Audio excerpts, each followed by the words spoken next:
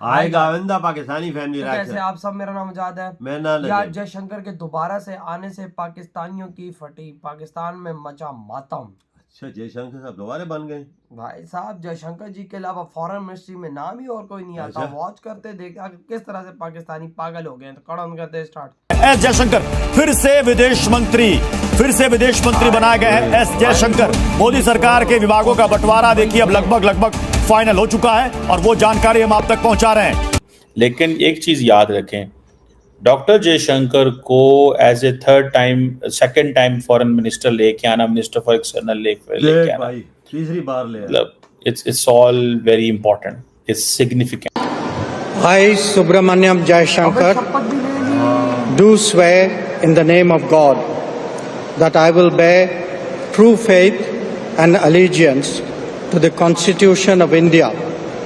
अच्छा, जो भारत के वजीर खारजा हैं जयशंकर साहब, 1977 में जनाब उन्होंने इंडिया की फॉरेन सर्विस ज्वाइन की 1977 में, और 2019 में वो वजीर खारजा बने 2019 में। इससे आप अंदाजा लगा लें कि कितने बरस के बाद, तकरीबन 32 साल नौकरी करने के बाद वो मुल्क के वजीर खारजा बने। 32 साल नौकरी भी की। नरेंद्र मोदी प्राइम मिनिस्टर हमारे, उनको फॉरेन पॉलिसी बहुत पसंद है और वो तो फॉरेन पॉलिसी हर लीडर को एक मौका भी देती है दुनिया भर में जाने का। हमारे वोटर देखते हैं कि आप सबसे मिल रहे हैं, तो वो तो मैं कहूंगा कि फिर स्टेरॉइड्स पे होगा और भी आगे चलेगा, क्योंकि उनको भी ये भी दुनिया को प्रूव करना है कि ये सरकार स्ट्रांग है, रोबस्ट है, ये अनस्टेबल नहीं है, कुछ चेंज नहीं हुआ है। मोदी 3.0 ने तो काम करना शुरू कर दिया है। सही कहा। और अगर आप ये देखें कि किस स्पीड के साथ डॉक्टर जयशंकर जो है उसने मुलाकातें शुरू कर दी हैं और उनको इस चीज का अंदाजा है, एक तरफ पाकिस्तान को आइसोलेट करना है। आजम साहब अपनी हर चीज को कंपेयर करते हैं इंडिया के साथ और बांग्लादेश, कभी जयशंकर के साथ भी कंपेयर करके देखें, कभी उनकी फॉरेन मिनिस्ट्री के ऑपरेशन को भी करके देखें, और कभी अगर उनके पास रिपोर्टें मौजूद हो तो जरा ये भी कोशिश करके देखें कि वॉशिंगटन डीसी में इंडियन जो डिप्लोमेटिक मिशन है वो किस तरह बिहेव करता है। जय हिंद दोस्तों, आपको ये चीज तो पता है कि नरेंद्र मोदी जी तीसरी बार भारत के प्रधानमंत्री बने, लेकिन उसी के साथ साथ दोस्तों हमारे विदेश मंत्री जयशंकर साहब भी दूसरी बार भारत के विदेश मंत्री बनने जा रहे हैं लगातार।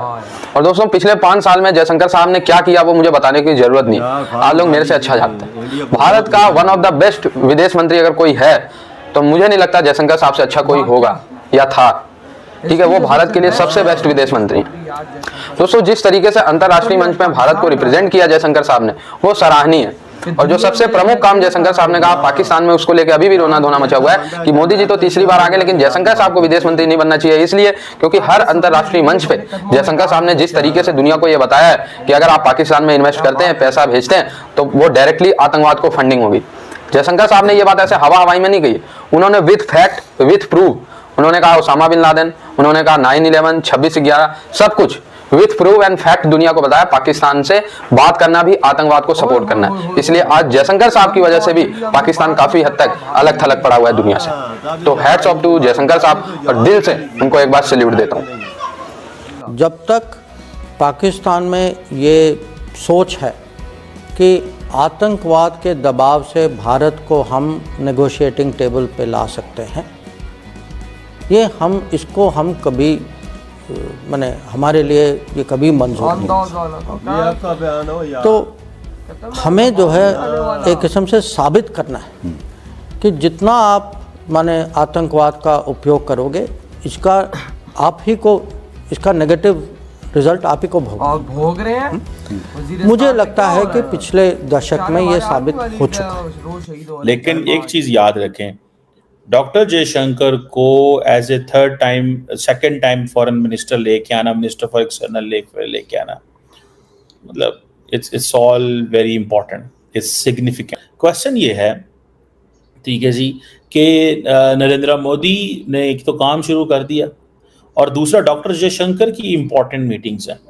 डॉक्टर जयशंकर को इस चीज़ का पता था कि मैंने ऑफिस संभालते ही जो है वो इंगेजमेंट करनी है, लेकिन डॉक्टर जयशंकर जो है उसने, आप इमेजिन करें कि पहले दिन ही काम शुरू कर दिया। समहाउ उन्होंने अपना काम शुरू कर दिया। उनको पता है इस चीज़ का कि हमारे लिए कितना ज़रूरी है ये खित्ते के जितने भी ममालिक।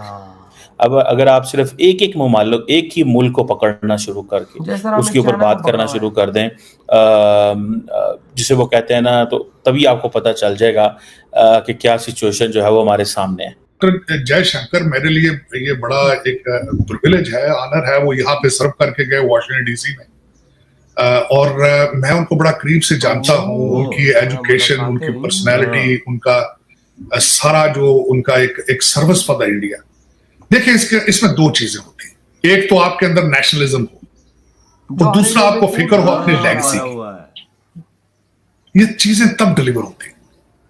तो ना अगर आपके अंदर नेशनलिज्म हो, हमारा फॉरेन मिनिस्टर मुल्तान की सियासत से आगे नहीं ग्रो कर सका, हमारे अंदर इन चीजों का फुकदान है, ना लेगेसी है ना nationalism. I'm a big fan of him। सच्ची में बता दो, बिलीव मी, मैं बहुत बड़ा फैन हूं इस आदमी का, कि मतलब कुदरत ने इसको क्या स्किल्स दिए और स्किल्स दे के फिर वो उसको जिस तरीके से यूटिलाइज करता है, मतलब मजा आ जाता है। सच्ची में बता दूं मैं आपको, बिल्कुल बगैर किसी मतलब हैंकी पैंकी के मैं आपको बिल्कुल सीरियस नोट पे बता कि वाकई में मैं इस आदमी का मैंने इसके बारे में जब कुछ अरसा पहले देखा, पढ़ना शुरू किया, तो मुझे अंदाजा हुआ कि वाकई में एक जिसे कहते हैं कि एक कहा जाता है ना हीरा होता है, वाकई रखा है। इधर हुई है वीडियो खत्म। भाई साहब देखो, जयशंकर जी आ चुके हैं दूसरी बार, और उन्होंने आती एक बात बोली कि भाई साहब अगर पाकिस्तान चाहता है कि हम आतंकवाद से भाई साहब इसको दबा सकते हैं इंडिया को, तो ये बात नहीं है, क्योंकि कहता है कि अगर ये चीज होती है तो नेगेटिव चीजें पाकिस्तान को भोगना ही पड़ेंगी, और वो भोग भी रहा। वाकई में बात सही है।